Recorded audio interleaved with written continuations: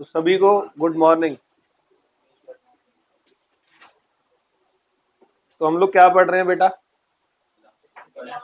Elasticity of demand. ठीक है, तो अभी हमारा प्राइस इलास्टिसिटी स्टार्ट हुआ है, उसके बाद इनकम इलास्टिसिटी होगा और फिर क्रॉस इलास्टिसिटी करेंगे। मेन आपके ये तीन है। इसके बाद हमारा इलास्टिसिटी ऑफ डिमांड और डिमांड जो है पूरा खत्म हो जाएगा। ठीक है, तो स्टार्ट कर दे। प्राइस इलास्टिसिटी ऑफ डिमांड से मैंने जब शुरू करवाया आपको, तो कहता है it is the degree of responsiveness of change in quantity demand due to change in price. Price के चेंज होने से क्वांटिटी डिमांड पर क्या असर पड़ता है, उसको हम कहते हैं प्राइस इलास्टिसिटी ऑफ डिमांड। तो प्राइस इलास्टिसिटी ऑफ डिमांड के कुछ इस तरीके से फॉर्मूले हैं। एक तो है percentage change in quantity demand divide by percentage change in price, और Q1 minus Q divide by Q, P1 minus P divide by Q into 100। काट पीट के अगला फॉर्मूला ये वाला जो है आपका मेन फॉर्मूला बन जाता है, change in quantity demand divide by change in price into price upon में क्वांटिटी। अब ये क्वेश्चन की सिचुएशन पे डिपेंड करता है कि आपको फॉर्मूले का कौन सा वाला पार्ट जो है वो इस्तेमाल करना है। जैसे मान लो क्वेश्चन में डायरेक्टली दे रखा है कि 80% चेंज इन क्वांटिटी डिमांड है due to 30% change in price, तो आपको ये सारे फॉर्मूले लगाने ही नहीं है। फिर कौन सा लगाना है? फर्स्ट वाला, percentage change in quantity demand divide by percentage change in price. अभी फटाफट से ये करते हैं, इलास्टिसिटी खत्म, फिर हमारा क्वेश्चन की सीरीज स्टार्ट हो जाएगी। ठीक है, तो मैंने आपको बताया प्राइस इलास्टिसिटी ऑफ डिमांड हमारी 5 तरीकों की होती है। एक तो परफेक्टली इलास्टिक डिमांड होता है, एक परफेक्टली इन इलास्टिक डिमांड होता है, एक हाईली इलास्टिक डिमांड होता है, और एक लेस इलास्टिक डिमांड होता है, और एक होता है unitary elastic demand. All well, तो 5 के मैंने आपको बताया, यानी कि इसको शॉर्ट में बोले तो elasticity of demand is equal to 1। जितना प्राइस बढ़ा उतनी डिमांड कम हुई, इसको बोलते हैं unitary. Elasticity of demand is greater than 1, price के मुकाबले डिमांड पर ज्यादा असर पड़ा, highly elastic. Elasticity demand is less than 1, price के मुकाबले डिमांड पर असर तो पड़ा बट कम प्रोपोर्शन में पड़ा, लेस इलास्टिक। और प्राइस के बढ़ने घटने पर डिमांड पे असर ही नहीं पड़ा। और लास्ट वन, प्राइस डिमांड मतलब प्राइस कांस्टेंट है और डिमांड क्या हो रही है? आगे पीछे हो रही है, इनफाइनाइट। ऑल वेल, तो ये 5 तरीके होते हैं। फिर मैंने आपको डिटर्मिनेंट्स कराए प्राइस इलास्टिसिटी ऑफ डिमांड के। Nature of goods on the basis of habit, close substitute, postpone possibility, share in total expense, time period, number of user and price of the goods. All well, तो मैंने आपसे ही प्रश्न किए थे, आप ही लोगों ने आंसर दिए थे मुझे, मैंने कुछ ज्यादा खास नहीं बताया था, आप ही लोगों ने बताया था। तो प्राइस इलास्टिसिटी ऑफ डिमांड को मेजर करने के मेथड्स कौन कौन से होते हैं? तो इसके टोटल 4 मेथड होते हैं। सबसे पहला हमने करा कौन सा? Percentage oblique proportionate point. ये ऊपर वाला है जो हमने पहला पढ़ा था, percentage change in quantity demand divide by percentage change in price. फिर दूसरा है ज्योमेट्रिक पॉइंट। ज्योमेट्रिक पॉइंट में क्या होता है? ये price elasticity of demand different different point की स्ट्रेट लाइन पे लेकिन बताता है। देखो ये स्ट्रेट लाइन है ऊपर से नीचे, आपके डिफरेंट डिफरेंट पॉइंट पे आपको वो प्राइस इलास्टिसिटी ऑफ डिमांड बता देगा। बहुत सिंपल फॉर्मूला है, लोअर सेगमेंट ऑफ डिमांड कर, मतलब जो नीचे जा रहा है ना कर्व, उसका लोअर सेगमेंट डिवाइड बाय उसका अपर सेगमेंट। मैंने आपको यहां पर पांचों का निकाल के दिखा दिया था। डन था? चलो अब तीसरा करो, लिखो आर्क इलास्टिसिटी ऑफ डिमांड।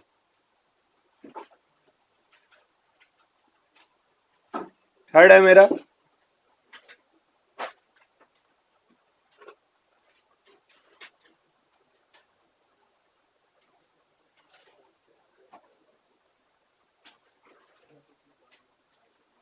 या इसको आप मिड पॉइंट मेथड भी कहते हो।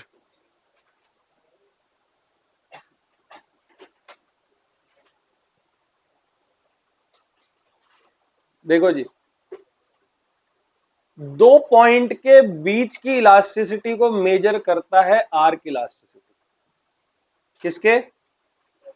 दो पॉइंट, जैसे कि मान लो, अभी इसको ऐसे नोट मत करना, ये इलास्टिसिटी डिमांड कर रहे हैं, बनाना मत। इस पे ये था, इस पे ये था, इस पे ये, ठीक है। अब मैं आपसे ये बोलूं कि इन दोनों पॉइंट के बीच की इलास्टिसिटी बताओ, इन दोनों पॉइंट के बीच की इलास्टिसिटी बताओ, तो फिर ये कौन से मेथड से आप निकालोगे? Arc elasticity. बहुत सिंपल सा फॉर्मूला है। एग्जाम में देखो, सबसे ज्यादा आपका आता है प्राइस इलास्टिसिटी वाला, पहला परसेंटेज वाला। वो अगर आपको अच्छे से आता है तो इलास्टिसिटी ऑफ डिमांड हो गया। बट ये क्योंकि सिलेबस का पार्ट है तो हमें इसको भी अच्छे से करना है। दोबारा रिपीट कर रहा हूं, आर्क इलास्टिसिटी का मतलब आप इलास्टिसिटी निकालते हो दो पॉइंट के बीच में। तो यहां इस पॉइंट से इस पॉइंट के बीच की इलास्टिसिटी को निकालने का मतलब होता है आर्क इलास्टिसिटी। ठीक है, इसको अभी बनाना नहीं है, नोट करें बेटे। इसको 16 पे करो। है किसी पे रिमोट? मतलब 20 पे तो करिए दो कम से कम। 16 मैंने बोला, डर गए आधे बच्चे। लिखो, this method calculates the price elasticity of demand between two points. तो इसका फॉर्मूला क्या है?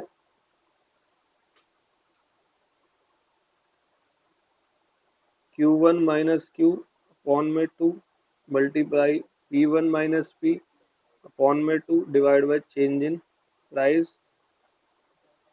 तो 2 से 2 क्या कर दो? कैंसिल कर दो। आपका आ जाएगा change in Q divide by Q1 minus Q multiply P1 minus P upon में चेंज इन P।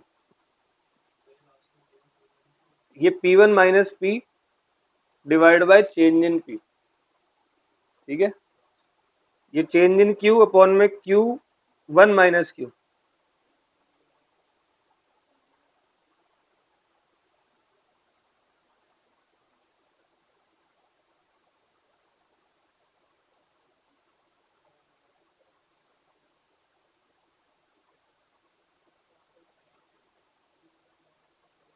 ठीक है, एक बार एक्सप्लेन कर रहा हूं, दोबारा से सुनना। आर्क इलास्टिसिटी या मिड पॉइंट मेथड का मतलब होता है आप प्राइस इलास्टिसिटी ऑफ डिमांड निकाल रहे हो बिटवीन टू पॉइंट्स की। अब मैं वो दो पॉइंट बता रहा हूं आपको एक्सप्लेन करके। जैसे कि मैं यहां पर पहले शेप बना दूं,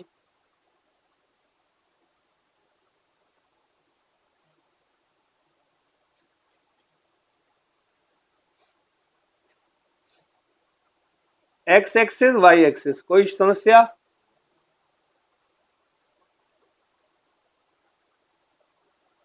मेरा ये प्राइस है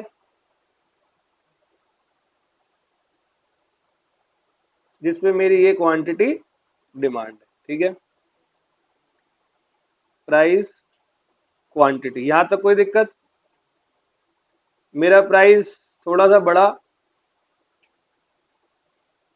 तो डिमांड क्या हो जाएगी? प्राइस के बढ़ने से डिमांड क्या हो जाएगी? या मेरा प्राइस कम हुआ, प्राइस थोड़ा ज्यादा कम करते हैं तो डिमांड।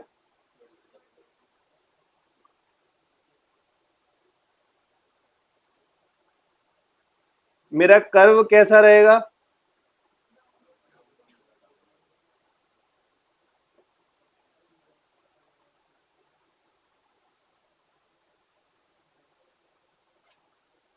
आया कुछ समझ में? देखो, यहां पर डिमांड में डिफरेंस थोड़ा सा ज्यादा है या नहीं है? यहां पर थोड़ा सा कम है। अब क्या होता है, जब डिमांड में इलास्टिसिटी थोड़ी ज्यादा होती है ना, तो बंदे को क्यूरियोसिटी होती है कि यार ये क्यों है, कितनी इलास्टिसिटी हुई। किसी भी पर्टिकुलर दो पॉइंट के बीच की इलास्टिसिटी को जानने का मतलब होता है आर्क इलास्टिसिटी या मिड पॉइंट मेथड। देखो, यहां से लेकर हमें सिर्फ जानना है यहां से लेकर यहां तक की इलास्टिसिटी, यहां से लेकर यहां तक की इलास्टिसिटी। तो ये हम सॉल्व करेंगे कौन से मेथड से? आर्क इलास्टिक मेथड से। ऑल वेल, उसका फॉर्मूला क्या होता है? माइनस तो आपको पता ही है क्योंकि इनवर्स रिलेशनशिप होता है, लगाते हैं। चेंज इन जो भी क्वांटिटी हुई, तो यहां change in quantity divide bye Q1 minus Q, divide by 2 होता है, तो 2 से 2 मैंने कैंसिल कर दिया। P1 minus P divide by change in P। और जब एक क्वेश्चन अभी सॉल्व करेंगे आर्क मेथड से, यही वाला फॉर्मूला लगाऊंगा, बहुत इजीली हो जाएगा, बट फॉर्मूला याद रखना। इसको आप ऐसे भी कर सकते हो, change in Q divide by change in multiply P1 minus P Q1 minus, ठीक है। तो ये हमारा आर्क का फॉर्मूला हो जाएगा। ऑल वेल, ठीक है। तो ये कब यूज किया जाता है आर्क मेथड को? तो जरा ये लिखो, when to use this method.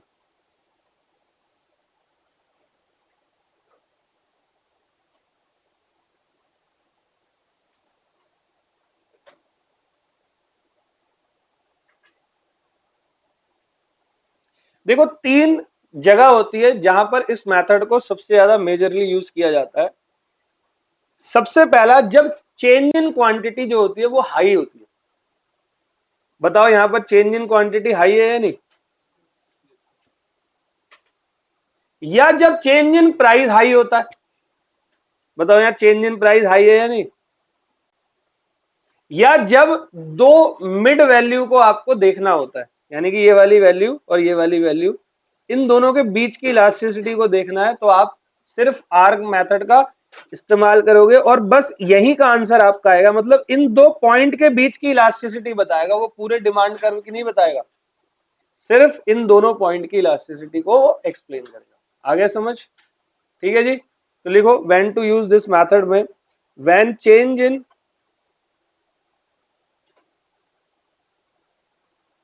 Quantity is high. जब चेंज इन क्वांटिटी क्या है मेरी? हाई है। या when change in price is high, when price elasticity of demand is to be calculated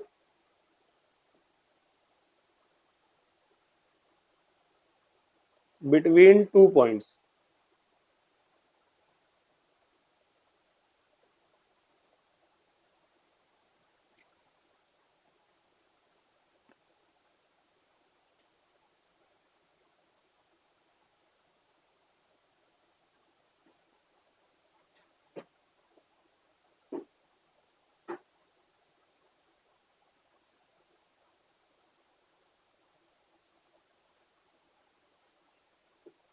done है जी। तो ये बस सिंपल सा मेथड है। यहां से क्वेश्चन बहुत ज्यादा नहीं पूछते, बट ये वाला आपसे पूछ लेंगे कि आर्क इलास्टिसिटी कब यूज सबसे ज्यादा की जाती है। तो सिंपल है, जब क्वांटिटी डिमांड की इलास्टिसिटी क्या होती है? हाई होती है। जब प्राइस जो होता है वो हाई होता है, या जब दो मिड पॉइंट के बीच की हमें इलास्टिसिटी को निकालना होता है, तो हम आर्क इलास्टिसिटी मेथड का यूज करते हैं। ऑल वेल, किसी को कोई आर्क में और ज्योमेट्रिक में कोई डिफरेंस, कोई पॉइंट? देखो, ज्योमेट्रिक में डिफरेंट पॉइंट पे निकालते हैं और आर्क में मिड पॉइंट मेथड, अलग अलग पॉइंट के मिड। समझ में आ गया? तो दोनों का ये डिफरेंस है। एक लास्ट होता है जिसको आप कहते हो एक्सपेंडिचर मेथड। फोर्थ पॉइंट लिख लो, एंड देन प्राइस इलास्टिसिटी हमारा खत्म हो जाएगा।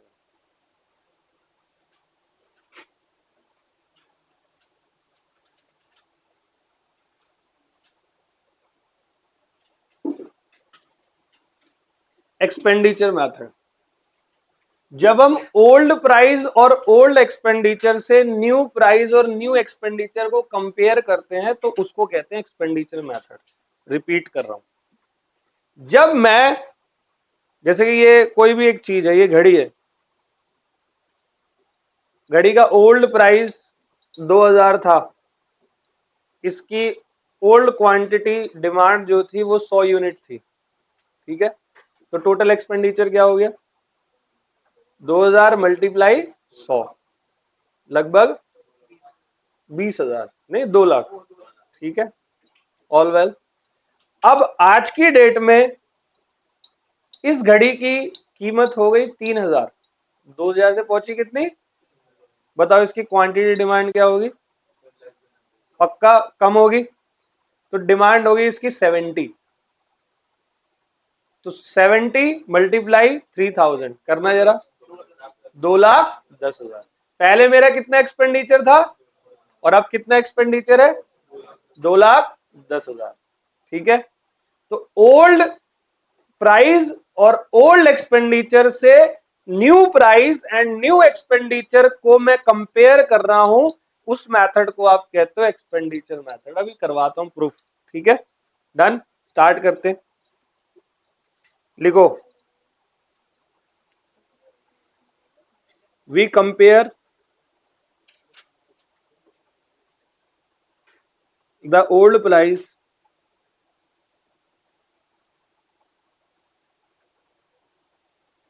and old expenditure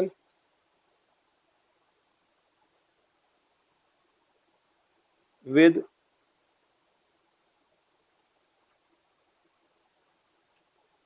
new price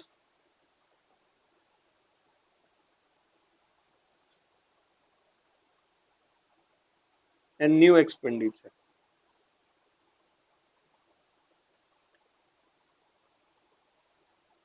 तो एक होता है इसका हाईली इलास्टिक डिमांड,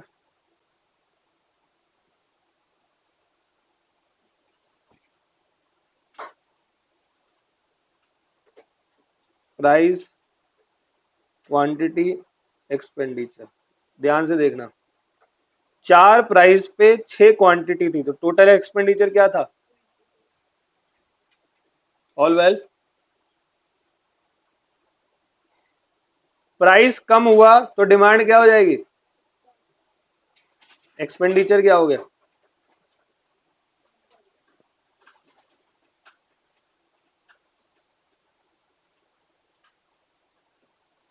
8 प्राइस पे 2 क्वांटिटी बिकी तो एक्सपेंडिचर क्या हो गया,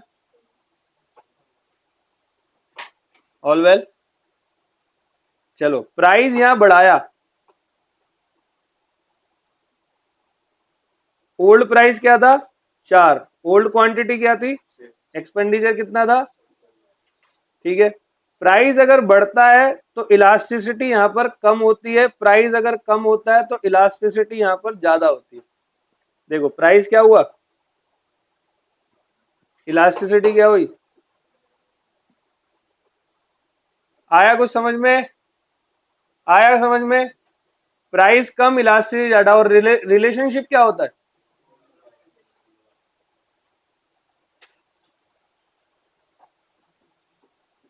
सही है। तो आप एक्सपेंडिचर से तब पता लगा सकते हो, तो पहले एक्सपेंडिचर 24 था, अब एक्सपेंडिचर क्या हो गया मेरा, 27 हो गया, डन है।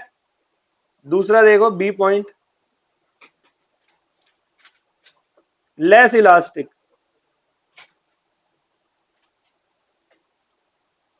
या इन इलास्टिक डिमांड,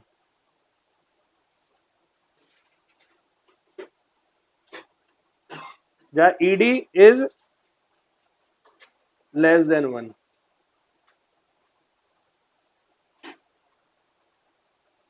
इसमें ईडी क्या है, ग्रेटर देन 1 है ना। प्राइस के कम होने पर ईडी ग्रेटर देन 1 हुआ या नहीं, 24 से कहां पहुंच गया, 27 पहुंच गया, देखो 6 से 9, है ना जी। चलो बी में प्राइस क्वांटिटी एक्सपेंडिचर, 4 प्राइस पर 6 क्वांटिटी थी तो एक्सपेंडिचर क्या हुआ?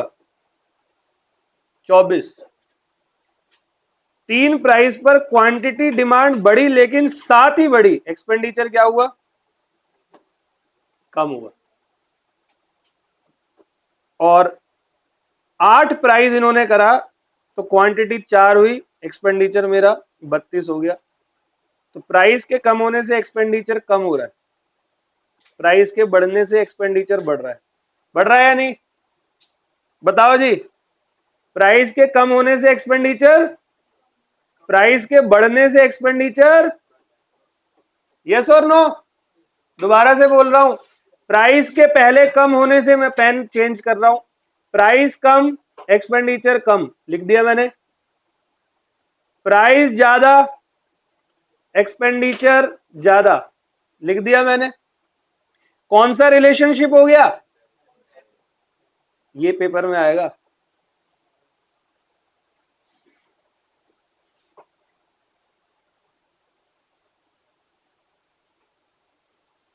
ऊपर वाले में क्या था? प्राइस बढ़ा एक्सपेंडिचर कम, और प्राइस कम हुआ एक्सपेंडिचर ज्यादा। कौन सा रिलेशन? बेटे आ रहा है समझ में? बेटे आ रहा है? चलो एक और देखते हैं, यूनिटरी इलास्टिक।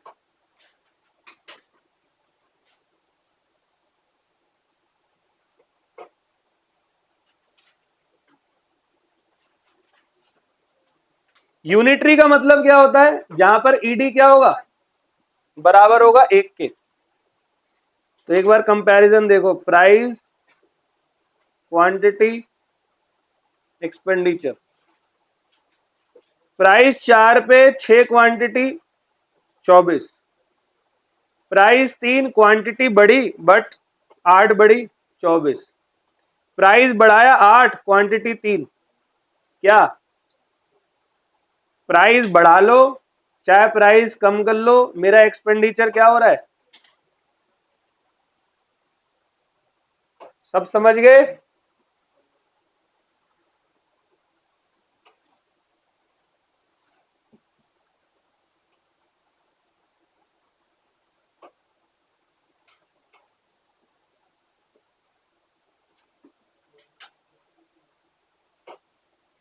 All well. एक बार इसका कर्व और बनाएंगे और ये फिनिश हो जाएगा। इसका कर्व ऐसे बनता है,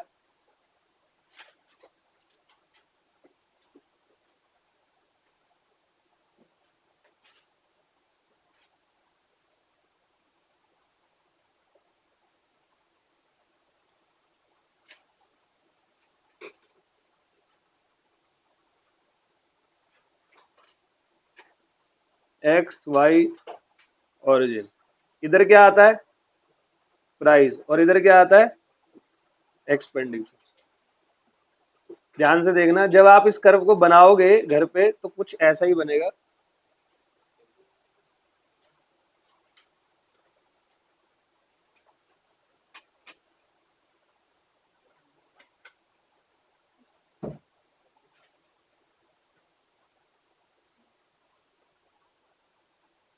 ईडी इज, जब ग्रेटर देन 1 होगा तो यहां होगा, इक्वल टू 1 होगा तो यहां होगा, लेस देन 1 होगा तो यहां होगा। ठीक है। एक बात बताओ, कंज्यूमर का एक्सपेंस क्या प्रोड्यूसर का रेवेन्यू नहीं होता? होता है या नहीं होता? एक कंज्यूमर ने जो खर्चा किया है, जैसे कि आप लोग कंज्यूमर हो, आप सबने हमें फीस दी है, वो आपका एक्सपेंडिचर है, वो हम लोगों का क्या हो गया? वो हम लोगों का रेवेन्यू हो गया।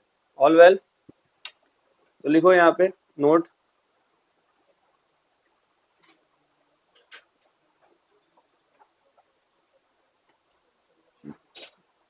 expense of the consumer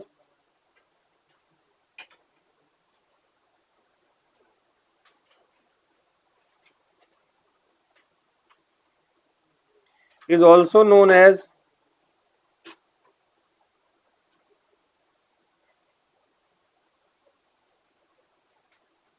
revenue of the producer।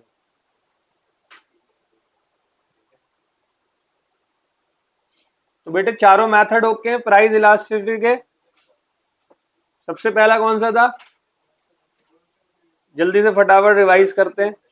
सबसे पहला हमारा परसेंटेज मेथड था, जो कि कहता है प्राइस इलास्टिसिटी कैसे निकलेगी, percentage change in quantity demand divide by percentage change in price, या आप इसको ऐसे बोल सकते हो change in quantity divide by quantity into price but divide by change in price. Geometric point कहता है ये price elasticity demand different point की स्ट्रेट लाइन पे निकालता है। तो आपको एक कर्व ड्रॉन करना होता है ए, जिसकी लेंथ करीबन क्या होती है 4 सेंटीमीटर। तो आपका फॉर्मूला क्या होता है, lower segment of demand curve divide by upper segment of demand curve. किसी भी बच्चे को इस कर्व में कोई प्रॉब्लम थी जब मैंने पिछली क्लास में कराया था। फिर आज की क्लास हमने शुरू करी आर्क इलास्टिसिटी से, जिसको आप मिड पॉइंट मेथड भी बोलते हो। आपसे क्वेश्चन में ये भी पूछ सकता है arc elasticity is also known as dash, तो मिड पॉइंट मेथड। यहां पर आप price elasticity of demand calculate करते हो दो पॉइंट के बीच में।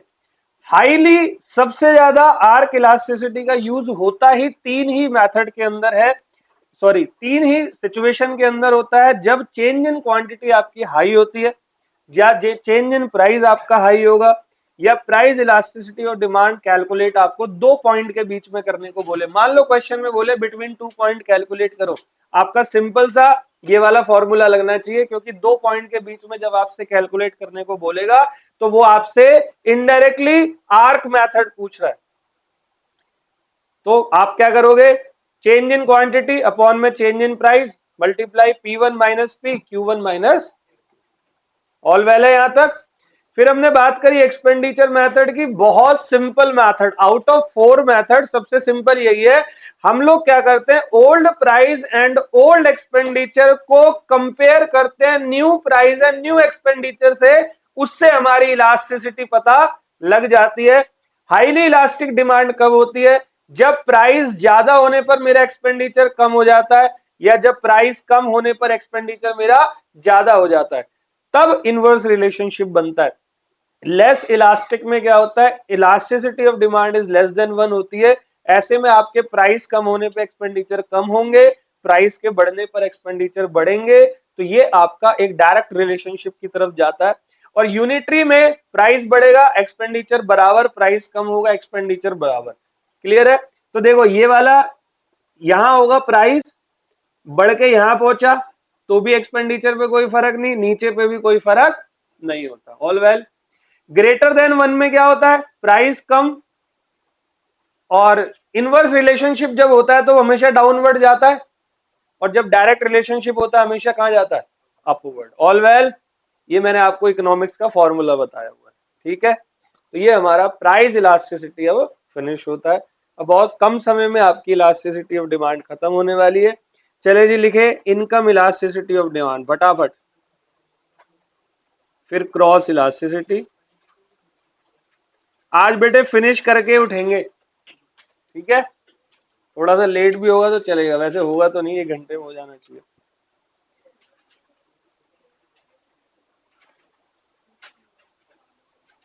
लिखो मेरे प्यारो, बहुत सिंपल सा रह गया है।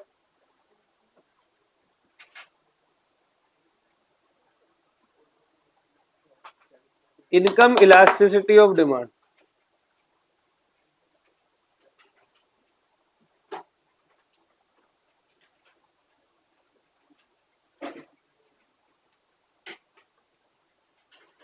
मतलब कि अब यहां पर चेंज हो रहा है quantity demand due to change in income, not price, price वाला दूसरा है। अब इनकम के बढ़ने पर बंदा कितनी डिमांड अपनी बढ़ाता है, कितनी कम करता है, तो ये सारी बातें हम लोग करने वाले हैं। जैसे इनकम के बढ़ने पर इंफीरियर गुड्स की डिमांड क्या हो जाती है, कम हो जाती है। इनकम के बढ़ने पर आप लग्जरीज गुड्स की डिमांड क्या कर देते हो, है ना। चलो लिखो, लिखो it is the degree of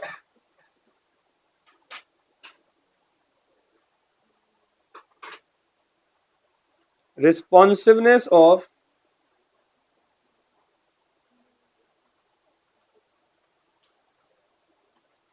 change in quantity demand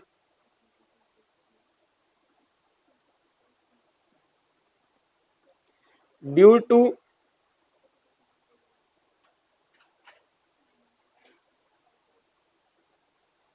change in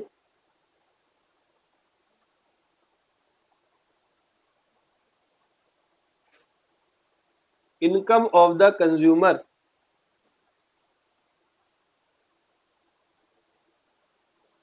तो मेरे प्यारे बच्चे, इनकम को आप डिनोट करते हो वाई से। किससे?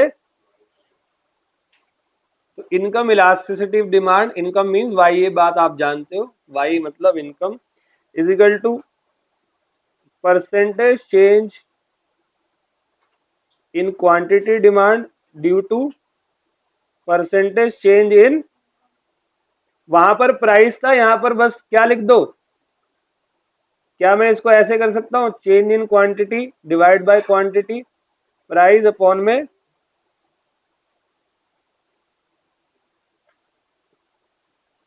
Sorry income. All well?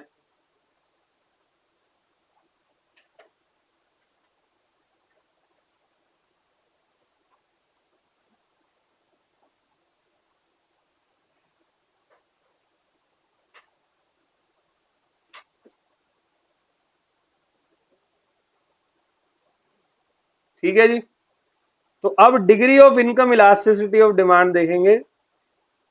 जो 5 प्राइस इलास्टिसिटी में थे ना, highly, less elastic, equal to, unitary, वैसे ही इनकम में भी होगा। तो लिखो डिग्री ऑफ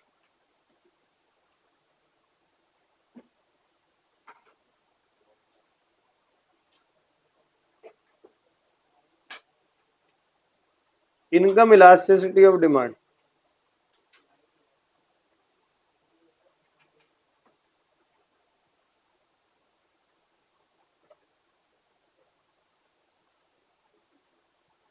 सबसे पहला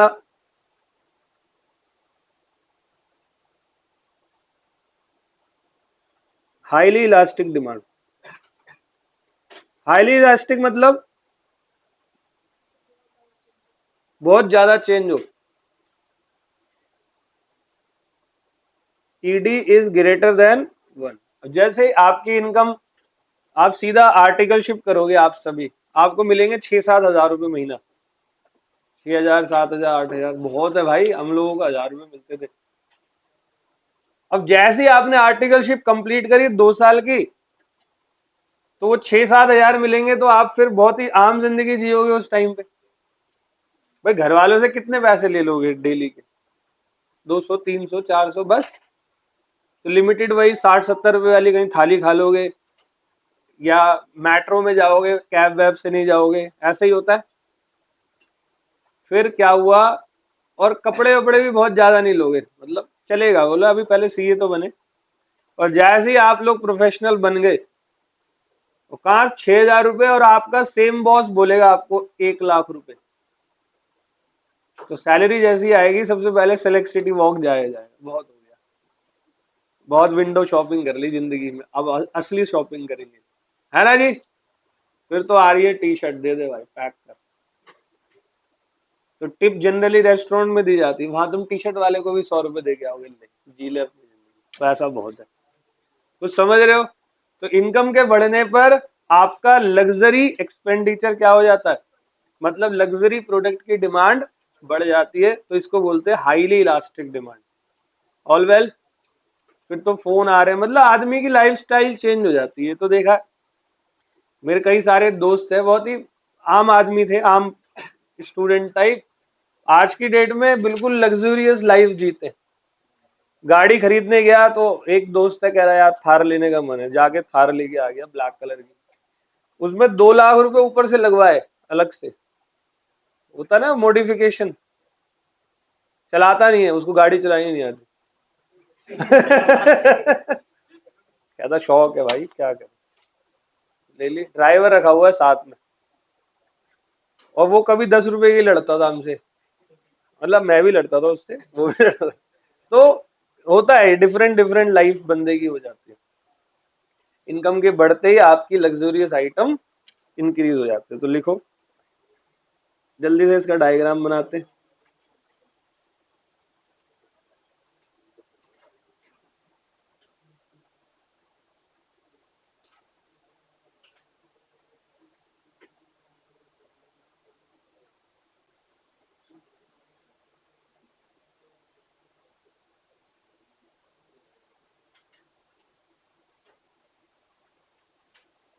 इधर इनकम,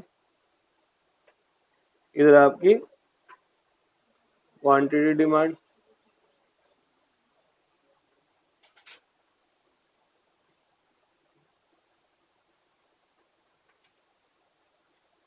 ये इनकम पे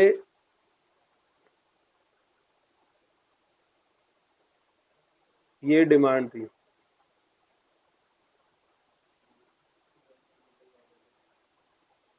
इनकम बढ़ी,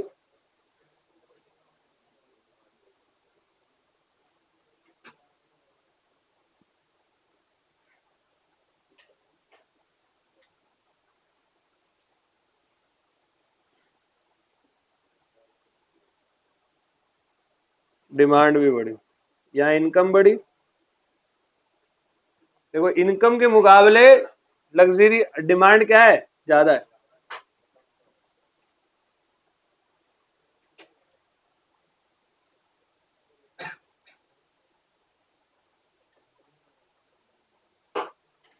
ऑल वेल है जी।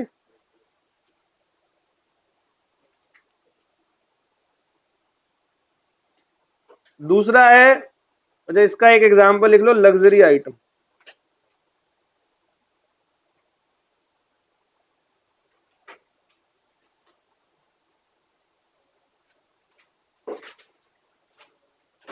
दूसरा है लेस इलास्टिसिटी ऑफ डिमांड।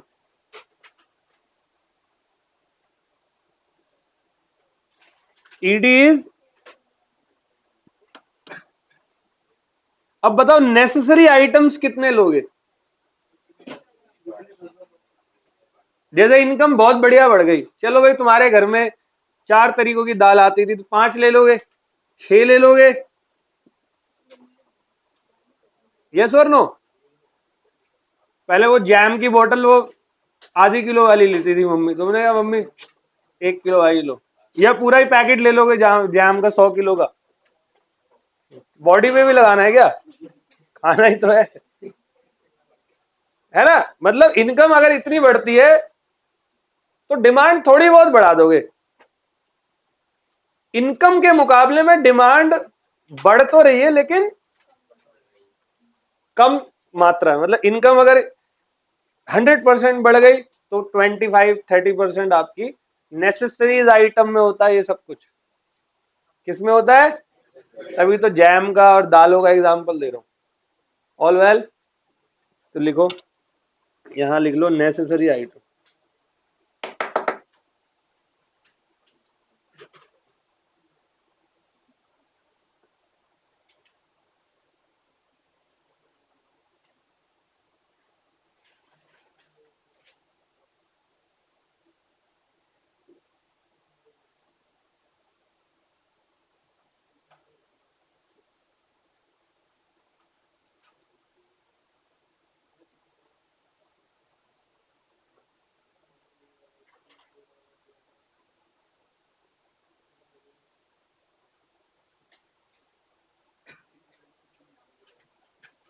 चलो जी, इस इनकम पे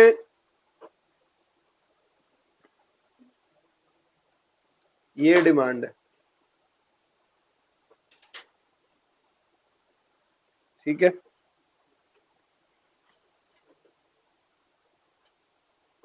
इनकम ज्यादा बढ़ी,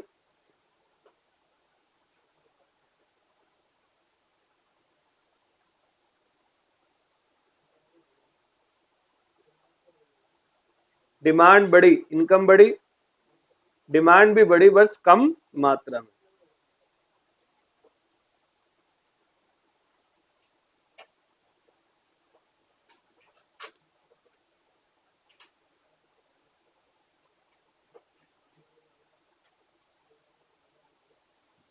तो देखो कर्व में डिफरेंस है।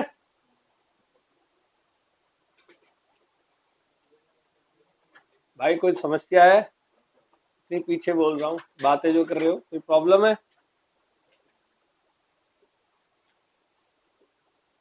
इतनी देर से सोच रहा हूँ, एक बात हो गई, दो हो गई, कितनी बातें बची हुई है बे। चलो 2 पॉइंट हो गए, अब तीसरा देखते हैं। तीसरा क्या नाम है बच्चे, यूनिटरी इलास्टिसिटी ऑफ डिमांड।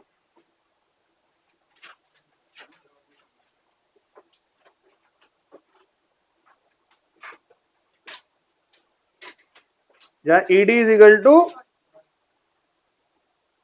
मतलब यस, जितना इनकम बढ़ा डिमांड भी उतनी बढ़ी। ठीक है, ओके। तो ये कौन से गुड्स में होता है? ये कंफर्ट गुड्स में होता है। किसमें? Comfort goods. ठीक है, अब इसका ये आप लोग खुद बनाओगे, बना लोगे। जितनी इनकम बढ़ाना उतना ही डिमांड बढ़ाना। ठीक है, इनकम बढ़ेगी डिमांड, मतलब वो सीधा स्ट्रेट जाएगा डिमांड कर। चलो चौथा, चौथा है परफेक्टली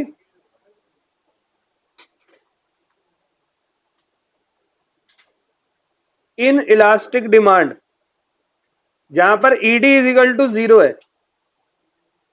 जो अनरिलेटेड गुड्स होते हैं, एक बार बताओ, मेरी इनकम आज 2 लाख रुपए हो गई, तो मैं वो जो बूढ़े आदमी जो स्टिक्स पकड़ के चलते हैं, मैं वो कितना खरीदूं?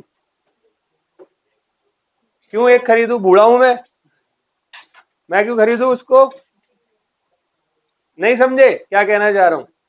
मतलब मेरी इनकम के बढ़ने या घटने से उन अनरिलेटेड गुड्स के डिमांड पर कोई भी असर नहीं पड़ने वाला। तो यहां पर ईडी इज इक्वल टू 0 होता है, बना के दिखाता हूं। हाँ बच्चा, वर्टिकल होगा।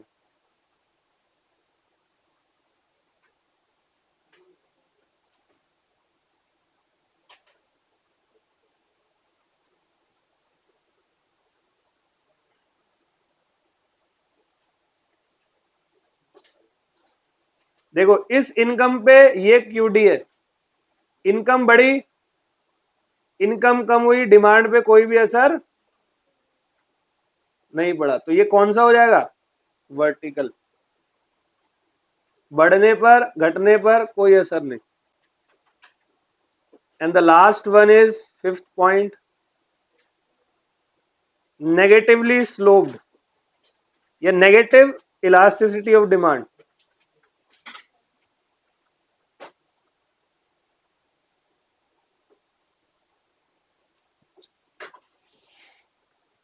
इंफीरियर गुड्स की डिमांड मेरी क्या हो जाएगी? कम हो जाएगी मेरी इनकम बढ़ने पर। याद करो मैंने पिछली क्लासेस में एग्जांपल दिया था, हम स्टूडेंट लाइफ में पालिका बाजार जाते थे, जनपद पालिका बाजार में 200-200 रुपए की जीन्स लाते थे। जब से पैसे कमाने शुरू किए हैं तब से वहां जाना ही बंद हो गया। एक्चुअली वो जीन्स में प्रॉब्लम नहीं है, मेरी इनकम के मुकाबले अब वो मुझे इंफीरियर लगता है। समझ गए? हाँ जी, ऐसे बोल सकते हो। तो आपकी इनकम बढ़ने में स्टैंडर्ड ऑफ लिविंग बढ़ता है ना, तो जो बहुत गरीब जब थे तुम, तब जिन चीजों का यूज करते थे वो इनकम बढ़ने पर नहीं करते। समझ गए? चलो लास्ट है, लिख लो, इंफीरियर गुड्स में होता है ये सर।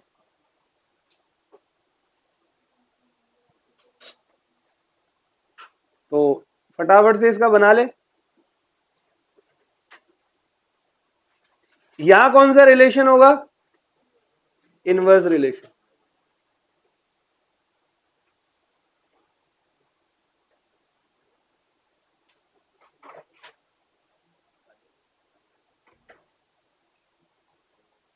इस प्राइस पे, इस इनकम पे ये डिमांड है।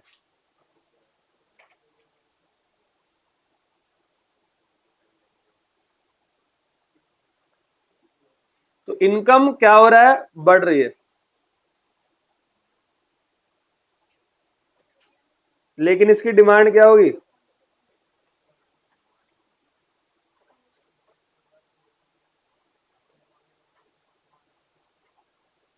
कम हो जाएगी। All well. तो मेरा डिमांड कर्व कहां जाएगा? डाउनवर्ड। तो आपको ये याद रखना है, negative elasticity of demand income method में डाउनवर्ड स्लोपिंग होता है, और परफेक्टली इनलास्टिक में वर्टिकल होता है। ठीक है, तो बाकी के ये पूरे हो गए। तो कैसा लगा जी? कंफर्ट गुड्स ऐसे गुड्स होते हैं, मतलब जो तुम्हें थोड़ा सा कंफर्ट दे देते हैं, लग्जूरियस नहीं होते। एग्जांपल दे देता हूं, elasticity of demand equal to price तुम बढ़ा रहे हो, सॉरी इनकम तुम्हारी बढ़ रही है, डिमांड भी उसके मुकाबले उतनी ही बढ़ रही है। इनकम के बढ़ने पर डिमांड भी उतना ही बढ़ रहा है, जैसे तुम्हारे शूज, जूते चप्पल। देख भाई, एक से भी काम हो जाता है, एक ही चप्पल से बंदा पहन भी लेता है, खा भी लेता है किसी से, ठीक है। लेकिन जब तुम्हारी इनकम थोड़ी सी बढ़ी, तुमने कहा चल यार एक जोड़ी और ले लो, ये तुम्हारे कंफर्ट जोन के गुड्स हो गए। एक वॉच से दूसरी वॉच पे चले जाते हो, है ना, नॉर्मली। अब मेरे, मैं जब स्टूडेंट था मेरे पास एक जोड़ी जूते थे, एक चप्पल थी। अब मेरे जो जूतों का वो है, अब मैं कंफ्यूज रहता हूँ। तो मेरे को अभी पिछले 4-5 महीनों से कुछ कॉमन 3 चीजें पसंद है। एक ग्रे कलर के शूज है, एक ब्लैक शूज है, एक ब्राउन चप्पल सी है, एक सैंडल है, वो 4। अभी उसी को चला रहा हूँ थोड़े। अब मेरे को ग्रे शूज अजीब से लगने लगे, अब मैं उसको चेंज कर दूंगा, क्योंकि मेरे पास बहुत सारे जूते। लेकिन कितने खरीदूं? 100 जोड़ी लिया हूं, मेरी बीवी बहुत मारेगी।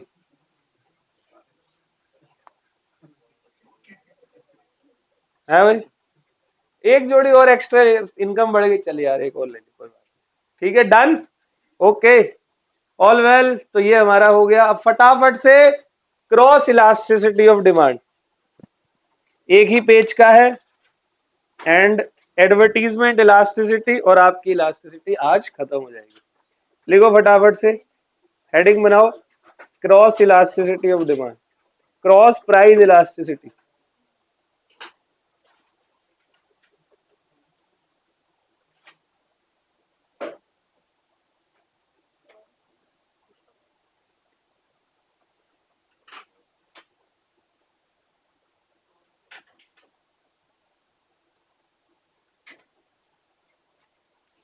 Cross price elasticity of demand मतलब मेरे गुड्स की डिमांड में चेंज मेरी वजह से कतई नहीं हो रहा, मेरे सब्सटीट्यूट या मेरे कॉम्प्लीमेंट्री की वजह से हो रहा है।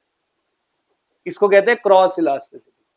मतलब मेरी डिमांड में आपकी वजह से प्रॉब्लम, जैसे मेरी डिमांड है और ये प्राइस तुमने बढ़ाया, तुमने प्राइस बढ़ाया तो मेरी डिमांड क्या हो गई? बढ़ गई, अगर सब्सटीट्यूट है। तुमने प्राइस कम किया तो मेरी डिमांड, और अगर सब्सटीट्यूट है। और कॉम्प्लीमेंट्री होता तो तुमने प्राइस बढ़ाया, मेरी डिमांड कम, तुमने प्राइस कम किया, मेरी डिमांड। तो इसको कहते हैं cross price elasticity of demand. फटाफट से 5 मिनट के अंदर खत्म करेंगे इसको। चलो लिखो, it is the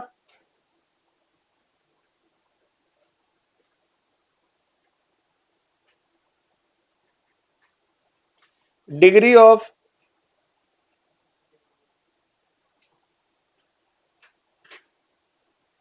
responsiveness of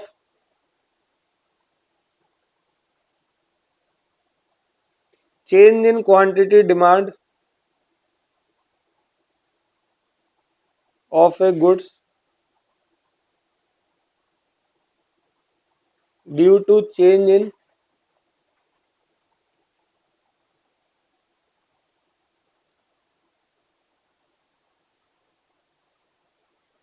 price of other goods। Other कौन हो सकते हैं? विच मे बी सब्सटीट्यूट या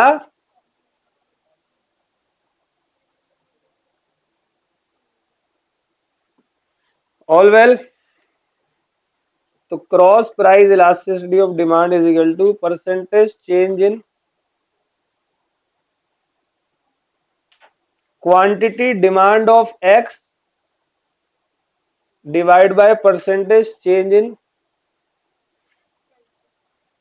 price of Y.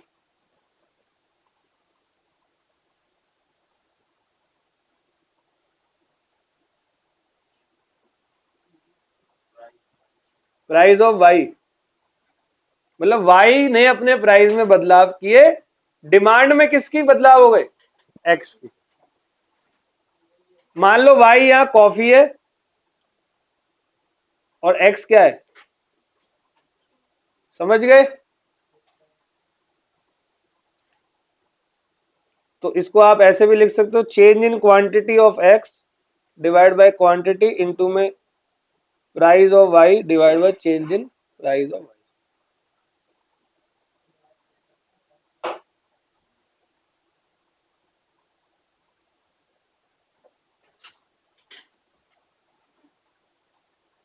All well. तो ये कुछ ऐसे होता है, जरा इसको आपको ऐसे नोट करना।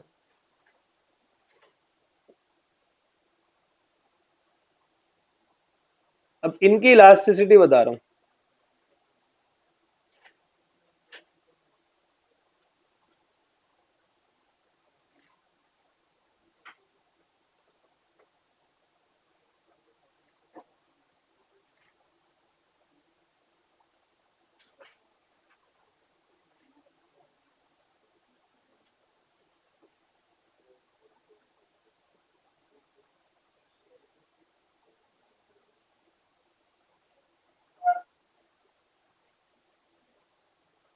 देखो, यहां से आगे सब्सटीट्यूट अगर परफेक्टली होगा तो रिलेशन कौन सा होता है, ये बात मैंने बताई हुई है। एक बार और, जैसे चाय कॉफी परफेक्टली सब्सटीट्यूट है या नहीं, चाय वाले ने अपना प्राइस बढ़ा दिया तो मेरी डिमांड क्या हो जाएगी, बढ़ जाएगी, तो ये बढ़ गई। All well. कॉम्प्लीमेंट्री में कौन सा रिलेशन होता है, नेगेटिव। लेकिन अगर अनरिलेटेड गुड्स है कोई, जैसे चाय और पेप्सी कोई कॉम्बिनेशन है, तो वहां पर मेरी डिमांड पर किसी प्रकार का कोई असर, तो वो जीरो हो जाएगा। ऑल वेल, ठीक है।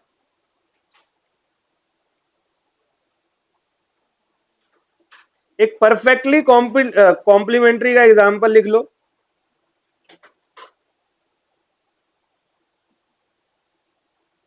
लेफ्ट प्लस राइट शूज, एक ही खरीदोगे, लेफ्ट पाओगे खरीद लिए, राइट के चल यार देखेंगे अगली बार लंगड़ा के चल रहे हो। और परफेक्टली सब्सटीट्यूट के एग्जांपल ले लो, petrol from two different petrol pump. कोई फर्क होता है, कहीं गाड़ी रोक के भरवा लो।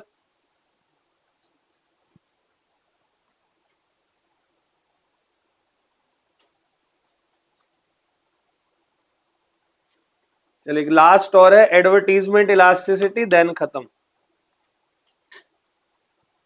एक बार बताओ, एड पे जितना खर्च करोगे, जितना एक्सपेंडिचर एड पे आप करोगे, उतना ही आपकी क्वांटिटी डिमांड क्या होगी, बढ़ेगी। एड बढ़ाओ, डिमांड बढ़ जाएगी। All well. एक बार जरा देख लें रिजल्ट का क्या हो रहा है। जीत तो रही है लेकिन गलत मार्जिन से जीत रही।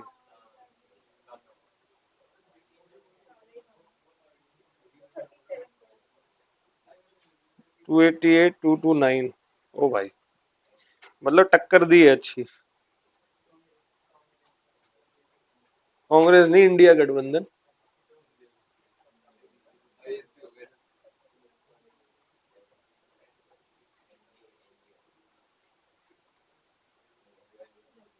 चलो चलो बेटे, तो लिखो एडवर्टीजमेंट इलास्टिसिटी ऑफ डिमांड, फटाफट से कर लेते हैं खत्म।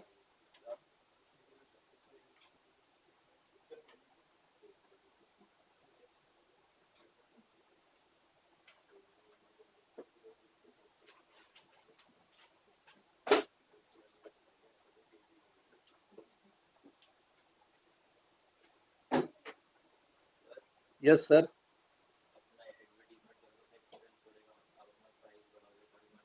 तो मैं प्राइस को कांस्टेंट रख रहा हूँ ना, मेरा यहाँ प्राइस से मतलब ही नहीं है। अभी तो मैं ऐड की बात कर रहा हूँ, ऐड का एक्सपेंडिचर बढ़ाऊंगा तो ऐड बता डिमांड बढ़ेगी या नहीं। बस मैं अभी यही बात कर रहा हूँ। प्राइस तो फिर ये अब अदर थिंग्स हो गई ना। अब इसकी बात करोगे तो अदर थिंग्स प्राइस हो गई, कैटरिस पेरिबस वो कांस्टेंट रख दिए। सही है। तो एडवर्टीजमेंट इलास्टिसिटी में देखो, it is the degree of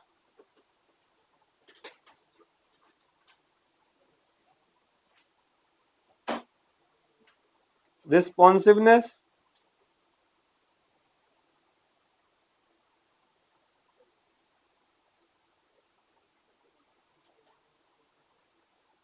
of quantity demand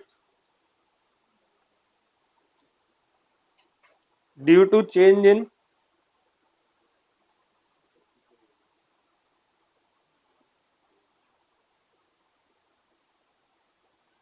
advertisement expenditure.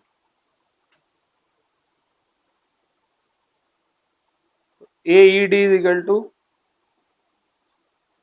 percentage change in quantity demand divided by percentage change in advertisement expenditure.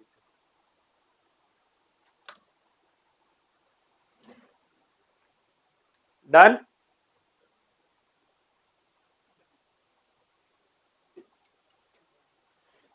तो ये हमारा पूरा का पूरा, एक काम करे, एक छोटा सा एग्जांपल भी देख लो इसका।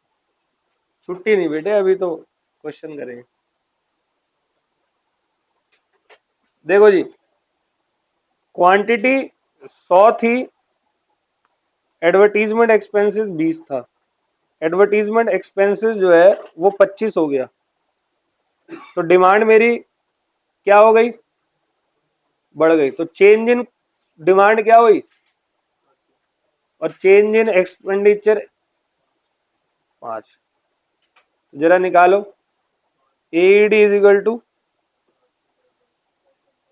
400, या परसेंटेज वाला नहीं है, या दूसरा 400 डिवाइड बाय 100 मल्टीप्लाई 20 बटे,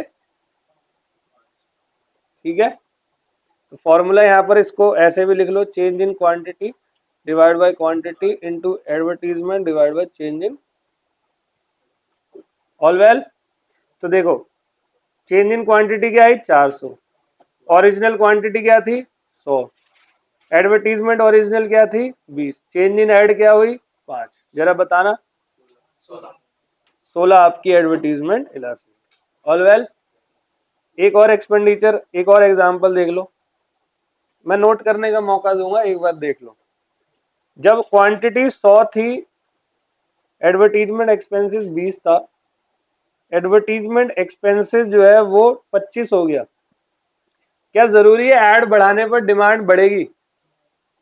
कभी कभी कम भी हो सकती है, कभी कभी आपकी ऐड ही नेगेटिव हो गई, उसकी वजह से नुकसान हो गया, कस्टमर भी चलेगा, है ना। तो मान लो यहाँ पर Q1 आपका हो गया 80, तो चेंज इन क्वांटिटी क्या हुई -20, और चेंज इन एडवर्टीजमेंट एक्सपेंसेस क्या है प्लस का 5। अब फॉर्मूले में माइनस लग जाएगा बस। फॉर्मूला क्या है, चेंज इन क्वांटिटी कितनी हुई -20 डिवाइड बाय ओरिजिनल क्वांटिटी क्या है, ओरिजिनल एक्सपेंडिचर 20, चेंज क्या है, तो माइनस का 80 तो नहीं होगा, 0.8। डन।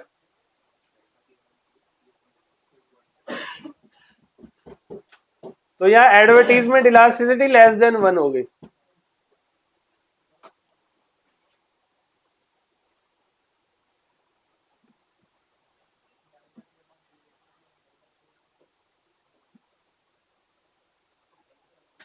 ऑल वेल जी, नोट कर लिया आपने?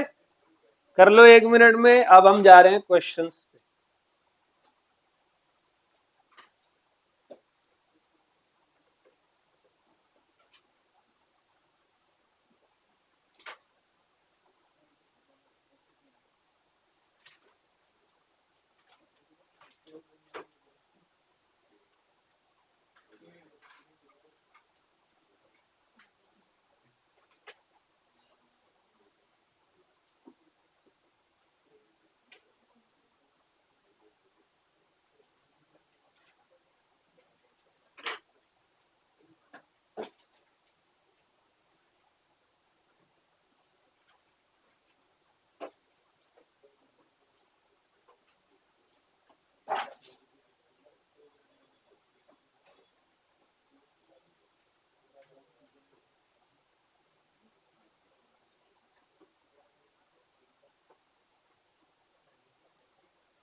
चलो पहुंचे बेटे। आप लोगों को बोलना है कि क्या हम लोगों ने ये सब पढ़ लिया या नहीं पढ़ा।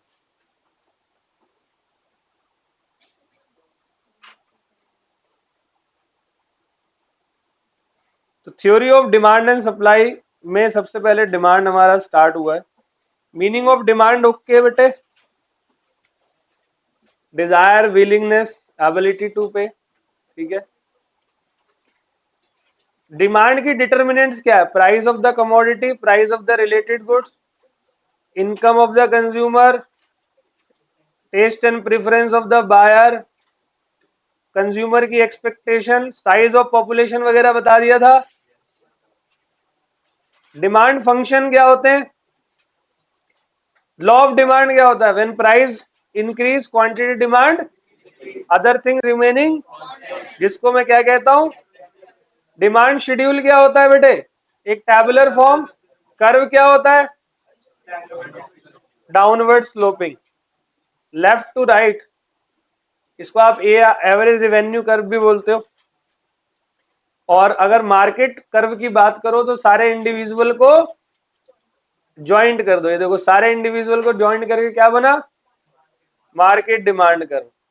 रैशनल्स ऑफ डिमांड कर्व मैंने बताया, एक प्राइस इफेक्ट जिसमें सब्स्टिट्यूशन, इनकम इफेक्ट होता है, एक utility maximizing behaviour of consumer. एक ही प्रोडक्ट को बार बार यूज करोगे तो यूटिलिटी क्या होती है? कम होती है। नया कंज्यूमर अराइव हो जाता है, या प्रोडक्ट के डिफरेंट यूज होते हैं, बता दिए थे। लॉ ऑफ डिमांड के कई सारे एक्सेप्शंस हमने पढ़े। Conspicuous goods, Giffen goods, conspicuous necessity, future expectation about prices, incomplete information या बेवकूफ बिहेवियर, या नेसेसरीज के डिमांड या स्पेकुलेटिव गुड्स। ऑल वेल था। एक्सपेंशन और कंट्रैक्शन क्या होता है? जब मेरी डिमांड में मेरे प्राइस की वजह से चेंज होगा तो वो एक्सपेंशन और कंट्रैक्शन होता है। जब मेरी डिमांड में मेरे प्राइस की वजह से नहीं, अदर फैक्टर की वजह से चेंज हुआ तो उसको इंक्रीज एंड डिक्रीज कहते हैं। एक्सपेंशन कंट्रैक्शन में सिर्फ डिमांड कर्व में मूवमेंट होती है। राइटवर्ड होगी तो एक्सपेंशन, लेफ्टवर्ड होगी कंट्रैक्शन। All well. फिर हमने बात करी इंक्रीज एंड डिक्रीज की, इसमें शिफ्ट होता है। देखो यहां शिफ्ट हो रहा है डिमांड कर्व। ऑल वेल, ये भी हो गया हमारा मूवमेंट और शिफ्ट कर लिया। फिर हमने पढ़ा इलास्टिसिटी ऑफ डिमांड, मतलब responsiveness of quantity demand due to change in price, income, related goods, advertisement, जो भी अदर फैक्टर्स है, या प्राइस। तो हमने सबका इंडिविजुअली पढ़ लिया। प्राइस इलास्टिसिटी ऑफ डिमांड में सबसे पहले percentage change in quantity demand divide by percentage change in price. ये मेरा परसेंटेज मेथड है, तो इसको तोड़ ताड़ के मैंने ये बना दिया, कोई दिक्कत? नेगेटिव साइन होता है हमेशा इलास्टिसिटी डिमांड पे, ठीक है। और इसको हम क्या कर देते हैं? इग्नोर कर देते हैं नेगेटिव साइन को। चलो जी, फटाफट से ये इलस्ट्रेशन करो, 1 मिनट का काम है। कॉपी पे, मैं इससे नीचे नहीं कर सकता, आंसर आ जाएगा। प्राइस ऑफ द कमोडिटी कम हो रहा है 6 से, एंड डिमांड इंक्रीज हो रहा है 10 से। प्राइस इलास्टिसिटी निकालो।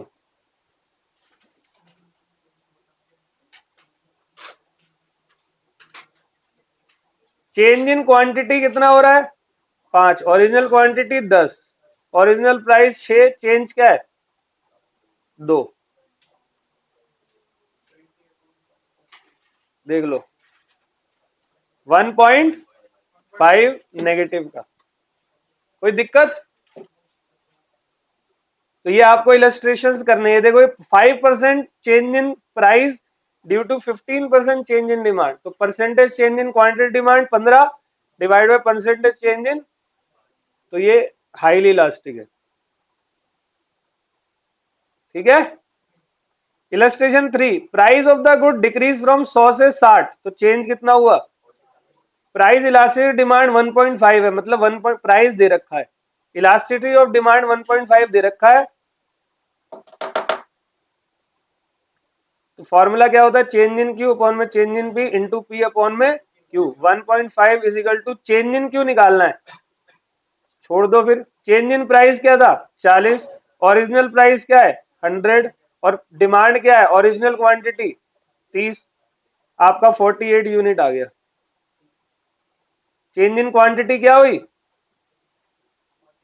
ऑल वेल, नहीं समझे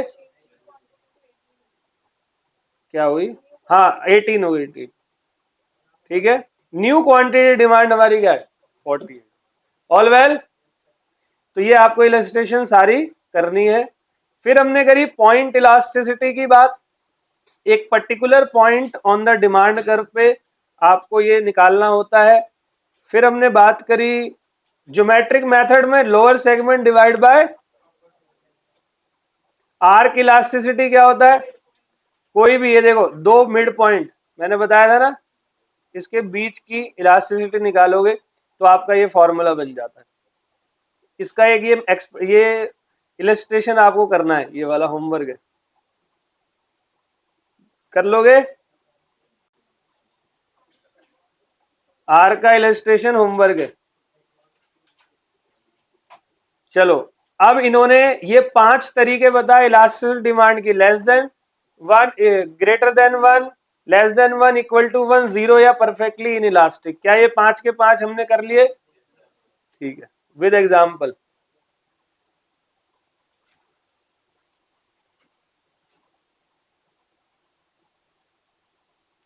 टोटल रेवेन्यू मैंने बता दिया, कंज्यूमर का टोटल खर्चा, रेवेन्यू किसका होता है, प्रोड्यूसर का रेवेन्यू होता है।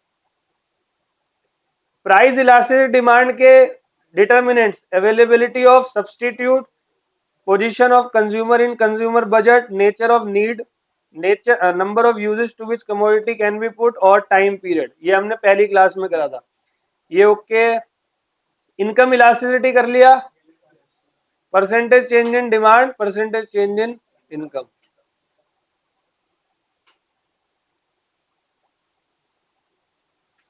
इनकम का ये इलस्ट्रेशन है। क्रॉस कर लिया, सब्सटीट्यूट या कॉम्प्लीमेंट्री। देखो कॉम्प्लीमेंट्री में इनवर्स रिलेशनशिप होता है, नीचे जाएगा, सब्सटीट्यूट में पॉजिटिव होता है हमेशा। कॉम्प्लीमेंट्री में देखो कहां गया, सब्सटीट्यूट में कहा गया,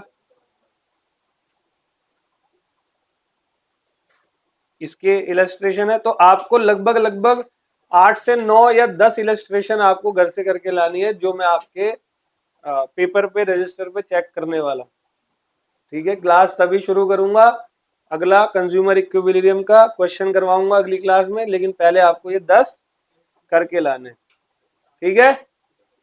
तो अभी पर्टिकुलर क्वेश्चंस नहीं करवा रहा, क्योंकि जैसे ही हमारा पूरा यूनिट खत्म होगा चैप्टर, तो वहां एक साथ क्वेश्चन होंगे, वहां एक साथ करेंगे। चुप हो जा, पहले डिमांड, कंज्यूमर इक्विलिब्रियम और सप्लाई तीनों को एक साथ कर लेते हैं, एंड देन हम एक साथ क्या करेंगे, क्वेश्चन। तब तक के लिए अगली क्लास में ये 8 से 10 क्वेश्चन इलस्ट्रेशन इंस्टीट्यूट के आपको पढ़कर आने, अच्छे से कॉपी पे चेक करूंगा। Thank you.